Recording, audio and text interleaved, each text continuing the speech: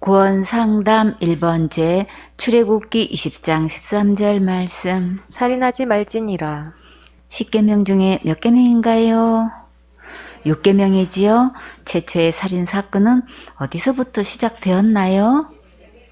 에덴 동산에서 시작되었지요. 그 사건 현장을 한번 가볼까요? 창세기 2장 15절에 여호와 하나님이 그 사람을 이끌어 에덴 동산에 두사 그것을 다스리며 지키게 하시고. 꿈나무들, 여기서 그 사람은 누구인가요? 최초의 사람 아담이지요. 하나님께서 에덴 동산을 창설하시고 그것을 아담에게 다스리고 지키라고 하셨어요. 다스리는 것은 국가나 사회, 단체, 집안의 일을 보살펴 관리하고 통제하는 것을 말해요. 현대 성경으로 한번 볼까요? 창세기 2장 15절에 여호와 하나님께서는 사람을 에덴 동산에 데려다 놓으시고 그 동산에서 농사도 짓고 또 동산을 돌보게도 하셨다. 하나님께서 아담에게 에덴 동산을 이렇게 잘 돌보라고 당부하셨지요. 여러분에게 넓은 정원이 있는 큰 집을 주시면서 잘 관리하라고 하시면 어떻게 하겠어요? 감사히 받아야지요. 그런데 관리할 자신이 있어요? 집안을 깨끗하게 청소하고 정원도 잘 돌보고 전지도 하고 풀도 뽑아주고 물도 주고 하려면 정말 부지런해야 되겠죠? 창세기 2장 16절에 여호와 하나님이 그 사람에게 명하여 가라사대 동산 각종 나무의 실과는 내가 임으로 먹되. 에덴 동산의 각종 과일은 먹고 싶은 대로 마음껏 먹을 수 있었지요. 꿈나무들, 여러분은 에덴 동산의 과일 중에 어떤 과일을 제일 먹고 싶어요? 다 먹고 싶어요.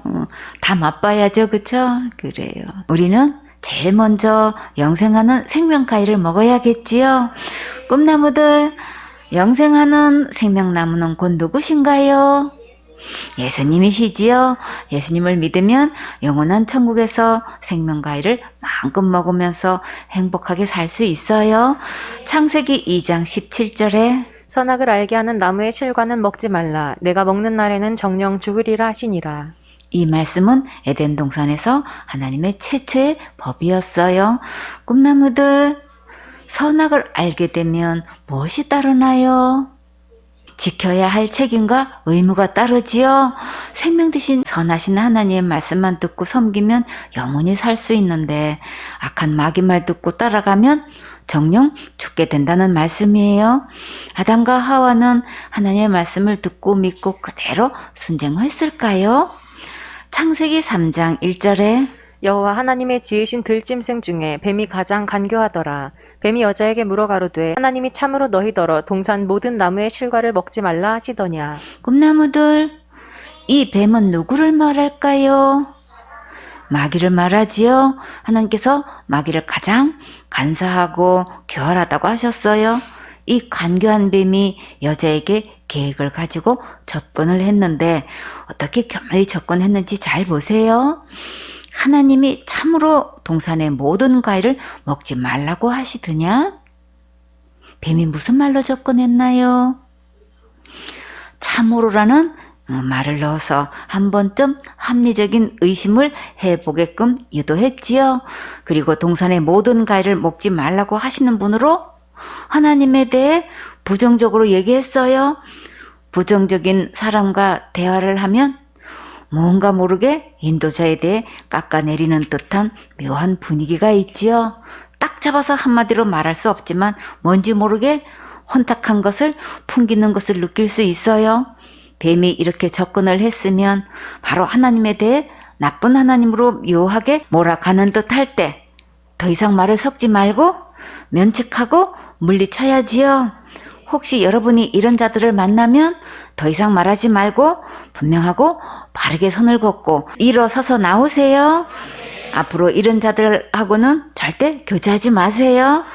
그래야 더 이상 독을 마시지 않아요. 그런데 하와는 어떻게 대처했을까요?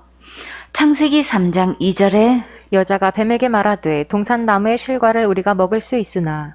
동산나무의 실과를 누가 먹을 수 있다고 했나요? 우리가 먹을 수 있다고 했지요. 그러면 여기서 우리라고 하면 아담도 포함되고 뱀도 포함되나요? 뱀도 포함되지요? 그런데 아무하고 우리라고 하면 안 되지요? 사탄한테 우리라고 하면 사달이 나요? 생손의 서울교회 식구들은 신령한 하나님의 자녀들과 교제권을 가져서 바른 길로만 가세요. 창세기 3장 3절에 동산 중앙에 있는 나무의 실과는 하나님의 말씀에 너희는 먹지도 말고 만지지도 말라 너희가 죽을까 하노라 하셨느니라. 하나님의 말씀에 먹지 말라고 하셨지 만지지도 말라고 하시지 않으셨어요? 먹으면 정녕 죽는다고 하셨지 죽을까 하노라 하신 적 없으셔요? 자, 이렇게 한 입이 되지 않으면 결국 어떤 문제가 발생될까요? 창세기 3장 4절에 뱀이 여자에게 이르되 너희가 결코 죽지 아니하리라. 뱀이 하나님의 말씀을 정반대로 말해도 전혀 분별하지 못하고 반론하지 못한 채 속아 넘어갔지요. 사단이 지금 하나님이 거짓말 하셨다고 하는 말인데도 그냥 속고 있어요. 창세기 3장 5절에 너희가 그것을 먹는 날에는 너희 눈이 밝아 하나님과 같이 되어 선악을 알 줄을 하나님이 아심이니라. 선악과를 먹으면 하나님과 같이 되기 때문에 못 먹게 했다고 거짓말하면서 계속 하나님을 나쁜 하나님으로 몰아가고 있어요. 마귀가 선악과를 먹게 하려는 진짜 이유가 뭘까요? 자기 사람 만들려는 거지요? 마귀가 지금 하나님 노릇 하려고 속이는 거예요? 생명의 하나님을 떠나 지옥에서 영영한 형벌을 받을 마귀를 따라가면 이것이 무슨 행위인가요? 자살 행위지요. 요한복음 8장 44절에 너희는 너희 아비 마귀에게서 났으니 너희 아비의 욕심을 너희도 행하고자 하느니라. 저는 처음부터 살인한 자요 진리가 그 속에 없으므로 진리에 서지 못하고 거짓을 말할 때마다 제 것으로 말하나니 이는 저가 거짓말장이요 거짓의 아비가 되었음이니라. 하나님께서 마귀는 처음부터 살인자라고 분명히 말씀하셨지요. 선악과를 먹게 해서 마귀를 따르도록 거묘히 속이고 있는데 과연 하와는 어떻게 했을까요? 창세기 3장 6절에 여자가 그 나무를 본즉 먹음직도 하고 보암직도 하고 지혜롭게 할 만큼 탐스럽기도 한 나무인지라. 여자가 그 실과를 따먹고 자기와 함께한 남편에게도 주매 그도 먹은지라. 이렇게 하와는 결국 선악과를 따먹고 남편에게도 주었는데 아담도 그냥 받아 먹었어요. 꿈나무들, 선악과 먹으면 죽는다는 것을 알고도 먹었으면 무슨 행위인가요? 자살 행위지요. 그것을 먹으면 죽는다는 것을 알고도 남편에게 먹으라고 갖다 준 것은 무슨 행위인가요? 살인 행위지요. 최초의 살인 행위는 이렇게 마귀로부터 시작되었어요. 이 사건을 신약에서는 어떻게 말씀하시는지 볼까요? 로마서 1장 28절에 또한 저희가 마음에 하나님 두기를 싫어하매 하나님께서 저희를 그 상실한 마음대로 내어버려 두사 합당치 못한 일을 하게 하셨으니. 이 말씀은 에덴 동산의 사건을 말씀하시는 거예요. 하와가 선악과를 딸 때 하나님께서 큰 소리로 따면 안 되지! 먹으면 죽는다고 손목이라도 붙잡으셨나요? 아니지요. 왜 붙잡고 말리지 않으셨을까요? 이미 마음으로 따 먹었기 때문이지요. 하나님은 마음의 죄를 보시기 때문에 상실한 마음대로 그냥 두신 거예요. 상실한 것은 생명 되신 하나님을 잃어버린 것을 말해요. 마귀 말을 듣고 하나님을 상실한 순간 주인이 마귀로 바뀌었어요. 그때부터 아담과 하와는 마귀 자녀가 된 거예요. 하나님께서 저희를 그 상실한 마음대로 내어버려 두사 합당치 못한 일을 하게 하셨으니 합당치 못한 일이 어떤 것일까요? 의롭지 못한 거지요. 로마서 1장 29절에 곧 모든 불의, 추악, 탐욕, 악의가 가득한 자요 시기, 살인, 분쟁, 사기, 악독이 가득한 자요 수군수군하는 자요. 마귀가 마음의 주인이 되는 순간 의롭지 못한 모든 불의가 다 들어왔어요. 그 속에는 살인도 들어있죠. 이 모든 악은 마귀 안에 있는 거예요. 꿈나무들, 최초의 살인범은 누구인가요? 마귀지요. 이 마귀가 아직도 우리 안에서 어떻게 살인 행위를 계속하고 있는지 또 볼까요? 요한일서 3장 15절에 그 형제를 미워하는 자마다 살인하는 자니 살인하는 자마다 영생이 그 속에 거하지 아니하는 것을 너희가 아는 바라. 미움이 들어오면 감사도 죽고 기쁨도 죽고 사랑도 죽고 관계도 죽고 기회도 죽고 행복도 죽고 소망도 죽어요. 하나님께서 주신 모든 은혜를 죽게 하는 것이 정말 살인행위 맞지요? 미움이라는 옷을 입고 자신이 마음으로 계속해서 살인을 하고 있는지 사람들은 정말 모르고 있지요. 또 성경에서 인류 최초의 실제적으로 살인한 사건 현장을 한번 가볼까요? 누가 생각나나요? 가인이 생각나지요? 창세기 4장 1절에 아담이 그 안에 하와와 동침하매 하와가 잉태하여 가인을 낳고 이르되 내가 여호와로 말미암아 등남하였다 하니라.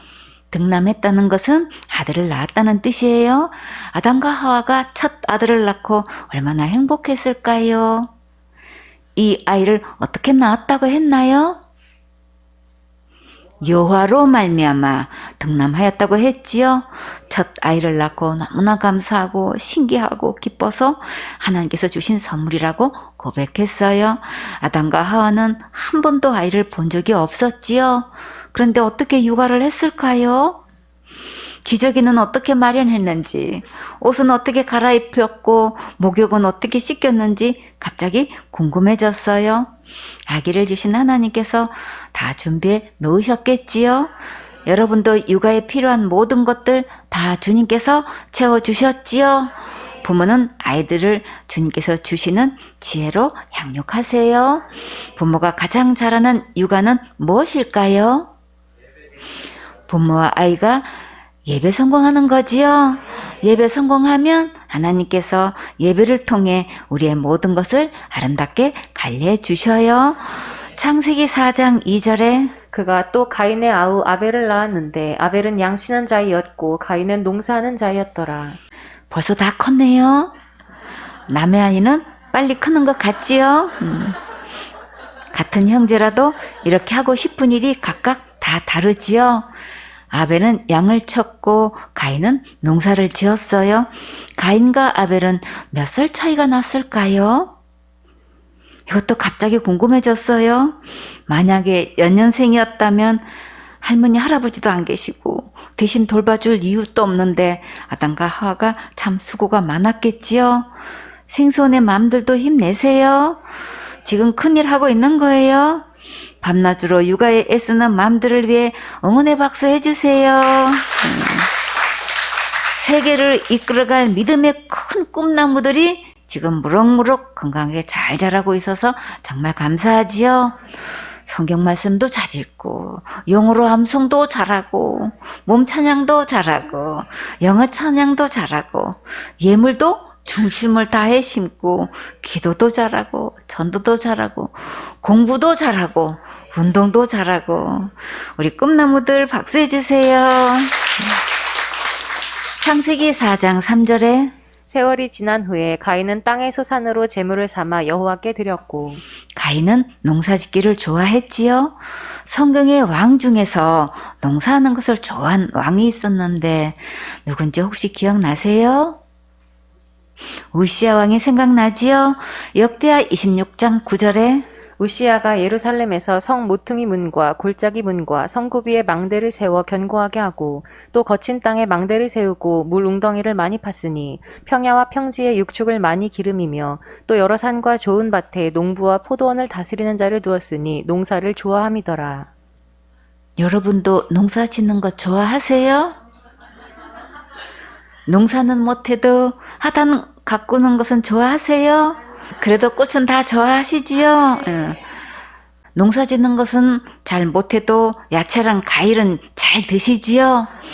농사 짓는 분들이 계셔서 우리가 마음껏 채소랑 과일을 풍성히 먹을 수 있어서 정말 감사해요. 고속도로를 가다 보면 트럭에 농산물과 축산물을 가득 싣고 가는 것을 볼 수 있지요. 배추, 무, 마늘, 대파, 쪽파, 양파, 감자, 가지, 당근, 사과, 배, 토마토, 수박, 참외 등 가득 이제 싣고 가는데 이런 차들을 보면 주님 올해도 이렇게 풍성하게 공급해 주셔서 감사합니다. 신실하신 주님 정말 수고 많으셨습니다 하고 기도했어요. 여러분도 이런 차들을 보면 감사 기도하세요. 창세기 4장 4절에 아벨은 자기도 양의 첫 새끼와 그 기름으로 드렸더니 여호와께서 아벨과 그 제물은 연락하셨으나 아벨이 양의 첫 새끼를 보았을 때 정말 너무나 귀여웠겠지요. 여러분은 어린 양을 한번 안아본 적 있으세요? 없지요? 그러나 강아지는 많이 안아보셨지요? 정말 너무나 귀엽지요? 정이 듬뿍 든 이 귀여운 첫 새끼 양을 번제물로 드리는 것은 쉬웠을까요? 쉽지 않았겠지요? 그런데 아벨은 양의 첫 새끼를 그 기름과 함께 하나님께 드렸어요. 그것은 그냥 살아있는 채로 드린 것이 아니라 번제로 잡아드린 거예요. 그냥 드리는 것도 장떼기가 쉽지 않은데 양을 죽여서 번제로 그 기름을 드리기는 정말 쉽지 않지요. 그러나 아벨은 그것을 하나님께 기쁘게 드렸어요. 그리고 하나님께서 아벨과 그 제물을 연락하셨어요. 연락하셨다는 것은 흐뭇하게 여기시고 기쁘게 받으셨다는 말씀이에요. 꿈나무들, 이 어린 양은 곧 누구신가요? 예수님이시지요. 요한복음 1장 29절에 이튿날 요한이 예수께서 자기에게 나아오심을 보고 가로되 보라 세상 죄를 지고 가는 하나님의 어린 양이로다. 세상 죄를 지고 가실 때 누구 죄도 지고 가셨나요? 내 죄도 지고 가셨지요. 큰 죄도 지고 가셨고 작은 죄도 지고 가셨어요. 과거 죄도 지고 가셨고 현재 죄도 지고 가셨어요. 미래 죄도 지고 가셨어요. 원죄도 지고 가셨고 자범죄도 지고 가셨어요. 간음죄도 지고 가셨고 자살죄도 지고 가셨어요. 율법 613가지 중 모든 죄를 다 지고 가셨어요. 모든 죄를 지고 가신 진짜 예수님을 믿으면 다 같이 천국 갈 수 있어요. 요한복음 1장 36절에 예수의 다니심을 보고 말하되 보라 하나님의 어린 양이로다. 예수님은 하나님의 어린 양이 정말 확실히 맞지요. 아벨은 하나님께서 메시아 곧 예수님을 보내주셔서 지옥 갈 모든 죄에서 구원하시려고 오실 것을 믿고 믿음으로 천냥을 번제로 드린 거예요. 모든 죄에서 우리를 구원하시는데 왜 예수님께서 이렇게 희생이 되셔야 할까요? 죄의 싹은 사망이기 때문에 죄 없으신 예수님께서 대신 죽으셔야만 구원하실 수 있는 거예요. 하나님은 이 제사를 너무나 좋아하셔요. 아벨이 드린 이 제사를 흐뭇하고 아주 기쁘게 받으셨어요. 하나님께서 지금도 우리가 이 어린 양으로 번제 드리기를 기뻐하셔요. 그러면 우리는 어떻게 이 어린 양으로 번제를 드릴 수 있을까요? 예수님께서 지옥 갈 내 모든 죄를 영원히 용서하신 것을 마음에 믿으면 아벨과 같이 이 어린 양으로 번제를 드린 거예요. 여러분은 예수님께서 모든 죄를 영원히 용서하신 것이 정말 믿어졌습니까? 참 잘하셨어요. 최고로 잘하신 거예요. 창세기 4장 5절에 가인과 그 제물은 연락하지 아니하신지라 가인이 심히 분하여 안색이 변하니 가인이 땅의 소산으로 제물을 삼아 하나님께 드렸는데 왜 연락하지 않으셨을까요? 아벨은 양의 첫 새끼로 제물을 삼았는데 가인은 땅의 소산으로 제물을 삼았지요. 우리가 하나님께 드리는 것 중에 예물이 있고 제물이 있어요. 예물은 예를 다해서 하나님께 감사해서 드리는 거예요. 우리가 드리고 있는 예물 중에는 11조, 주일 감사 예물, 선교 예물, 건축 예물, 소원 예물, 치료 예물, 목적 예물 각가지 제목이 있지요. 여러 가지 예물이 있고 또 소산물을 하나님께 예물로 드리기도 하지요. 가인은 소산으로 무엇을 드렸다고 했나요? 예물로 드린 것이 아니라 제물로 삼아 드렸다고 했지요. 소산물을 제물로 삼아 드리면 무슨 문제가 생길까요? 제물은 반드시 양이나 염소나 소가 희생이 될 때 드릴 수 있는 거예요. 왜 그래야만 될까요? 죄의 싹은 사망이기 때문에 반드시 죽어야만 되는 거예요. 히브리서 9장 22절에 율법을 조차 거의 모든 물건이 피로써 정결케 되나니 피 흘림이 없은즉 사함이 없느니라. 피 흘림은 죽는 것을 말해요. 짐승이 대신해서 죽을 때만 죄를 용서받을 수 있어요. 자기가 열심히 농사 지은 것으로 재물을 삼아 드리면 상급은 되지만 죄가 용서될 수는 없는 거예요. 창세기 3장 21절에 여호와 하나님이 아담과 그 아내를 위하여 가죽옷을 지어 입히시니라. 하나님께서 아담과 하와에게 이렇게 가죽옷을 지어 입으신 것은 짐승이 희생될 때만 입을 수 있지요. 우리가 천국에서 하나님을 만나려면 이 거룩한 옷을 입어야 하는데 이것은 어린 양 예수님께서 희생이 되셔서 우리의 모든 죄를 영원히 용서해 주신 것을 믿을 때만 입을 수 있는 옷이에요. 가인처럼 농사지은 소산물로 제물을 삼아 드린 것은 죄를 용서받을 수 없어요. 이것은 아무리 충성봉사 헌신했어도 그것으로 지옥과 죄를 용서받을 수 없다는 뜻이에요. 농사 지은 것을 하나님께 첫 예물과 11조와 감사 예물로 드리는 것은 하나님께서 기쁘게 받으시고 또 우리가 구별해서 드린 예물은 다 축복해 주셔요. 그러나 죄를 용서받는 제물로 드리면 절대 안 되는 거예요. 지금도 가인처럼 이렇게 자기가 열심히 한 것을 제물로 드리는 자가 너무나 많아요. 내가 이렇게 열심히 교회 다니고 열심히 충성봉사 헌신했는데 당연히 천국 가겠지 하고 막연하게 믿고 있지만 내 행위로는 어떤 죄도 용서받을 수 없기 때문에 절대로 천국 갈 수 없어요. 오직 예수님께서 십자가에서 죽으시고 부활하셔서 지옥 갈 내 모든 죄를 영원히 용서하신 것을 믿을 때만 천국 갈 수 있어요. 그러니까 가인이 농사를 지었어도 어린 양을 하나님께 제물로 드려야 용서받을 수 있는 거예요. 이 말씀은 누구를 망언하고 예수님을 통해서만 천국 갈 수 있다는 말씀이에요.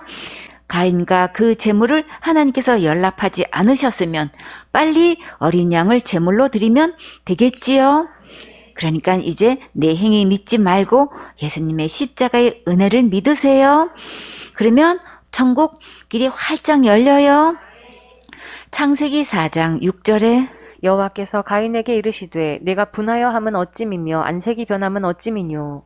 가인이 화를 내지 말고 지금이라도 하나님의 말씀에 빨리 아멘하면 살 길이 있지요. 여러분은 복음을 들을 때 절대 가인처럼 안색이 변하지 말고 빨리 아멘하세요. 창세기 4장 7절에 내가 선을 행하면 어찌 낯을 들지 못하겠느냐. 선을 행치 아니하면 죄가 문에 엎드리느니라. 죄의 소원은 내게 있으나 너는 죄를 다스릴지니라. 진짜 선은 하나님 말씀대로 양으로 제사를 드리는 거예요. 다시 말해서 우리가 예수님을 믿는 것이 진짜 선이에요. 죄의 소원은 무엇일까요? 못된 생각, 악한 생각, 해서는 안 되는 생각, 곧 하나님 말씀대로 순종하지 않는 거예요. 문에 엎드린다는 것은 제가 아주 가까이 마음의 문 앞에 도사리고 앉아 있는 거예요. 가인아, 정신 바짝 차리고 마음을 잘 다스려라. 그렇지 않으면 제가 너를 집어삼키려고 도사리고 앉아 있다. 알겠지? 이렇게 주님은 가인에게 찾아오셔서 단단히 주의시켜 주셨는데 그 후 가인은 마음관리, 생각관리를 잘 했을까요? 잠언 4장 23절에 무릇 지킬 만한 것보다 더욱 내 마음을 지키라. 생명의 근원이 이에서 남이니라. 우리가 하나님 말씀대로 순종하려면 어떻게 해야 되나요? 예배 성공해야지요. 가인이 예배 성공하려면 그럼 어떻게 해야 하나요? 아벨처럼 속히 어린 양과 그 기름으로 제물을 드려야지요. 가인은 정말 이렇게 했을까요? 창세기 4장 8절에 가인이 그 아우 아벨에게 고하니라. 그 후 그들이 들에 있을 때에 가인이 그 아우 아벨을 쳐 죽이니라. 가인이 예배 실패하니까 시기 질투와 미움이 극에 달해서 결국 대형 사고를 치고 말았어요. 가인만 이런 흉악하고 끔찍한 죄를 지었을까요? 우리 마음에도 이런 죄악들이 가득 들어 있어서 언제나 죄를 지을 수 있어요. 이 가인의 모습이 곧 누구의 모습일까요? 바로 내 모습이지요. 우리들의 모습이에요. 그래서 우리는 언제나 하나님의 은혜가 절대로 필요해요. 이런 악한 마음을 이길 수 있는 힘은 오직 예배 성공할 때 하나님으로부터 받을 수 있어요. 불신자들이 지금도 예수님을 믿는 하나님의 자녀들을 이렇게 미워하고 시기하고 말로 돌 던지지요. 그러나 하나님의 은혜로 받은 영원한 구원은 그 누구도 빼앗지 못해요. 그 비결은 하나님의 손으로 우리의 영생을 지켜보호하고 계시기 때문이에요. 이제 가인은 어떻게 될까요? 하나님께서 가인을 어떻게 하실까요? 창세기 4장 9절에 여호와께서 가인에게 이르시되 내 아우 아벨이 어디 있느냐? 그가 가로되 내가 알지 못하나이다. 내가 내 아우를 지키는 자니이까. 아담이 범죄하여 숨었을 때도 하나님께서 아담아 아담아 어디 있느냐 하고 찾으셨는데 가인에게도 오늘 내 아우 아벨이 어디 있느냐고 찾으셨지요? 하나님께서 몰라서 물으셨을까요? 아니지요. 가인이 어떻게 나오는지 보시려고 마지막 기회를 주시는 거예요. 근데 가인이 이 골든타임의 마지막 기회에 어떻게 반응했을까요? 내가 내 아우를 지키는 자니까? 이 말은 제가 제 아우를 돌보는 사람입니까? 라는 뜻이에요. 이 말을 가인이 공손히 대답했을까요? 울퉁불퉁 퉁명스럽게 대답했을까요? 꿈나무들, 가인은 지금 기회를 찾고 있는 말인가요? 놓치고 있는 말인가요? 안타깝게도 절호의 길을 놓치고 있지요. 우리도 어떻게 하다 보면 본의 아니게 대형사고 칠 때가 있어요. 그러나 어떤 실수를 했더라도 그 다음에 중요한 것은 무엇일까요? 태도지요. 직장 생활에서 일을 하다 보면 실수할 때가 있지요. 그런데 통계에 의하면 많은 사람들이 실수 때문에 해고당하는 것이 아니고 그 후에 태도 때문에 해고당하는 경우가 더 많다고 해요. 우리가 순간 악의 생각에 사로잡혀서 큰 실수를 했을지라도 제정신이 돌아오면 자신이 저지른 실수에 대해 크게 잘못을 뉘우치고 간곡한 마음으로 용서를 빌면 많은 긍휼을 입을 수 있어요. 어떤 남편이 바람을 계속 피우는데도 들키면 다시는 안 그러겠다고 하면서 내가 미쳤나 보다고 두 손이 발이 되도록 싹싹 빌면서 그때부터 아내에게 그렇게 잘해준대요. 남편이 이런 일이 반복되는데도 아내는 그냥 넘어가 준대요. 나중에는 어떻게 바람을 피웠는지 자세히 얘기해 주니까 오히려 견디기가 쉽다네요. 참 알 수 없는 심리지만 그렇게 해서 지금까지 잘 살고 있는 부부를 보았어요. 이보다 더 큰 죄를 저지른 가인이 사실대로 하나님께 구하고 무릎 꿇고 싹싹 빌면서 한 번만 용서해 달라고 간절하게 구했으면 정말 어떻게 은혜를 입을지도 모르지요. 근데 가인이 이렇게 아주 중요한 시간에 뻑뻑대고 나오면 정말 안 되지요. 여러분은 이 골든타임의 절호의 기회를 절대 놓치지 마세요. 창세기 4장 10절에 가라사대 내가 무엇을 하였느냐? 내 아우의 핏소리가 땅에서부터 내게 호소하느니라. 아벨이 억울하게 죽었다고 호소하는 소리가 하늘에 사무쳤어요. 이런 상황에서도 하나님께서 가인을 찾아오셔서 말씀하실 때 빨리 항복하고 무릎을 꿇어야지요. 창세기 4장 11절에 땅이 그 입을 벌려 내 손에서부터 내 아우의 피를 받았은즉 내가 땅에서 저주를 받으리니. 살인죄를 저지르면 결국 이렇게 저주받게 돼요. 그러면 저주받아서 어디 가나요? 지옥 가게 되지요.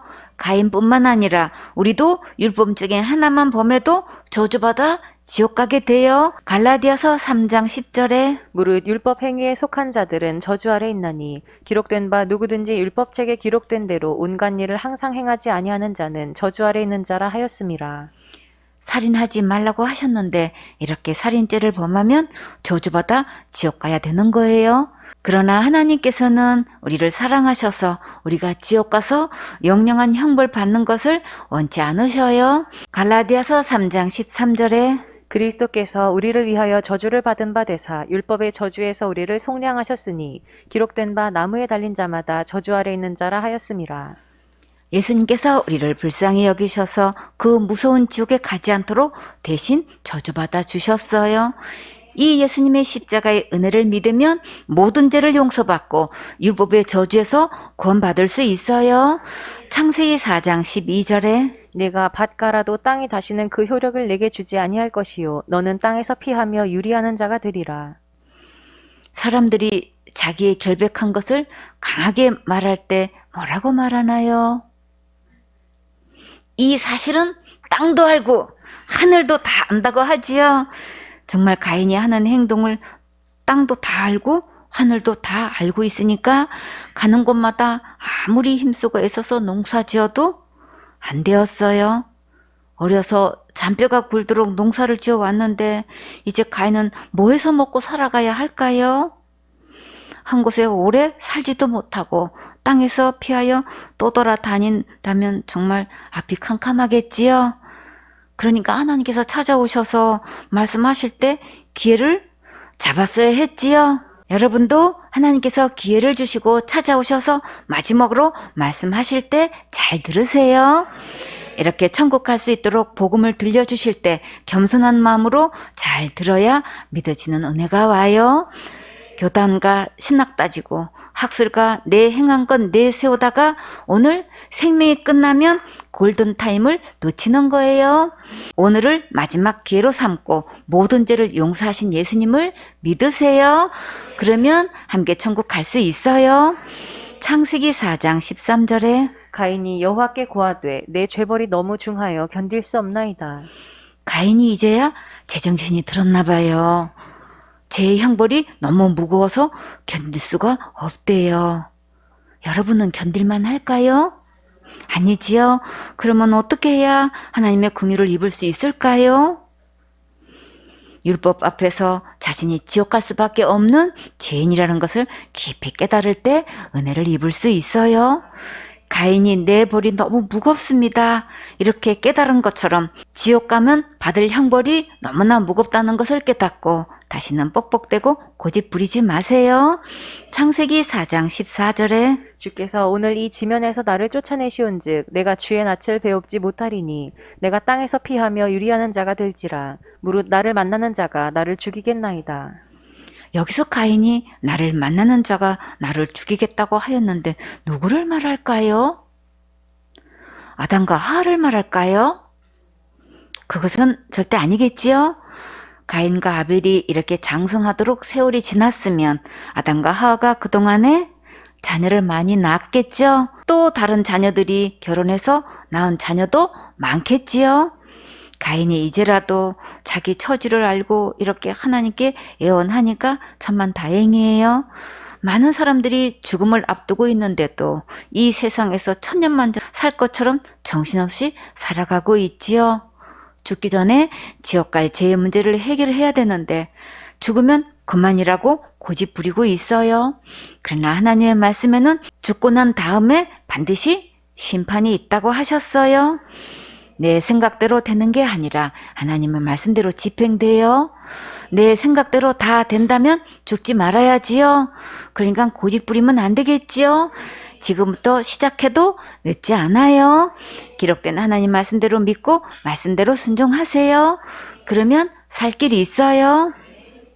창세기 4장 15절에 여호와께서 그에게 이르시되 그렇지 않다. 가인을 죽이는 자는 벌을 7배나 받으리라 하시고 가인에게 표를 주사 만나는 누구에게든지 죽임을 면케하시니라. 가인이 아무리 뭐라고 걱정해도 사람들이 아무리 뭐라고 정죄해도 심판주 하나님께서 그렇지 않다고 하시면 되는 거예요. 주님, 저는 너무나 많은 죄를 지어서 지옥 갈 수밖에 없어요.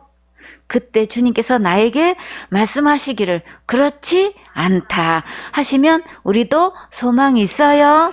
주님, 저는 너무나 끔찍한 큰 죄를 지어서 지옥 갈 수밖에 없는 구제불능인 죄인입니다. 주님께서 말씀하시기를 그렇지 않다 하시면 우리는 모두 살 길이 있어요.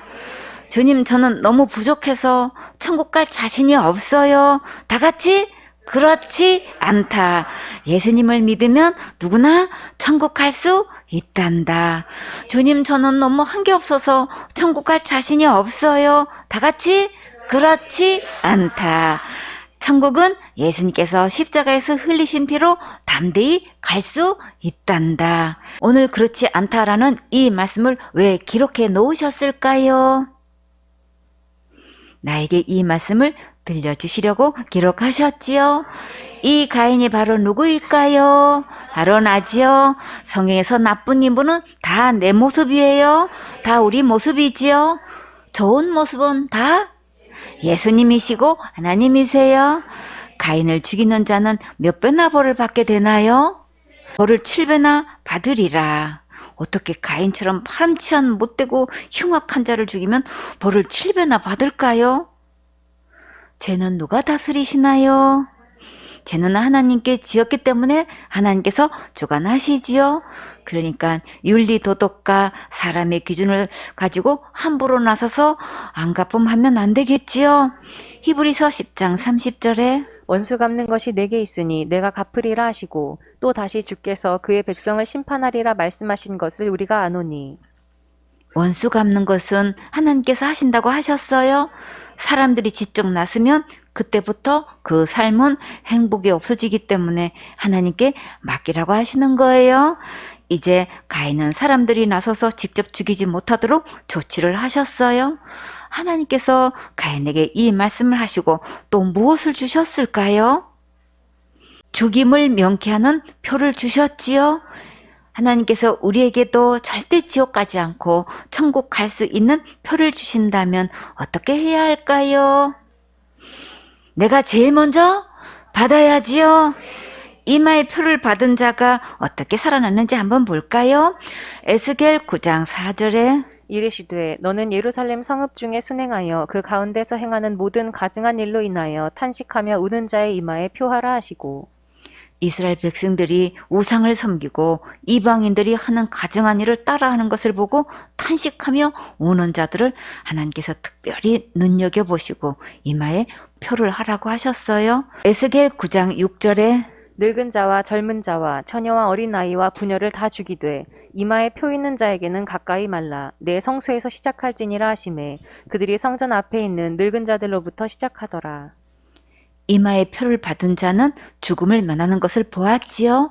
그러면 우리는 어떤 표를 받아야 할까요? 베드로전서 3장 21절에 물은 예수 그리스도의 부활하심으로 말미암아 이제 너희를 구원하는 표니 곧 침례라. 육체의 더러운 것을 제하여 버림이 아니요 오직 선한 양심이 하나님을 향하여 찾아가는 것이라. 하나님께서 우리에게 지옥 갈 모든 죄에서 구원하는 표를 주셨어요. 생선의 솔개 식구들은 이 구원의 표를 한 명도 빠짐없이 모두 받으세요. 에베소서 1장 7절에 우리가 그리스도 안에서 그의 은혜의 풍성함을 따라 그의 피로 말미암아 구속 곧 죄사함을 받았으니. 천국은 거룩한 나라라서 죄가 있으면 들어갈 수 없어요. 우리는 모태에서부터 죄인으로 태어났고 우리 힘으로는 죄 문제를 해결할 수 없어요. 왜 그럴까요? 죄의 사성 사망이기 때문에 할 수 없는 거예요. 그래서 죄 없인 예수님께서 몸을 입고 오셔서 십자가에서 흘리신 그 피로 죄에서 구원하셨고 지옥 갈 모든 죄를 영원히 용서해 주셔서 천국 갈 수 있는 풍성한 은혜를 주셨어요. 이것을 믿으면 누구나 천국 갈 수 있어요. 꿈나무들, 이 구원의 표는 어디에 있을까요? 예수님 안에 있지요. 이 예수님을 믿으면 누구나 구원의 표를 받을 수 있어요. 이 구원의 표를 받으면 어떤 약속을 해주시는지 볼까요? 히브리서 10장 10절에 이 뜻을 조차 예수 그리스도의 몸을 단번에 들이심으로 말미암아 우리가 거룩함을 얻었노라.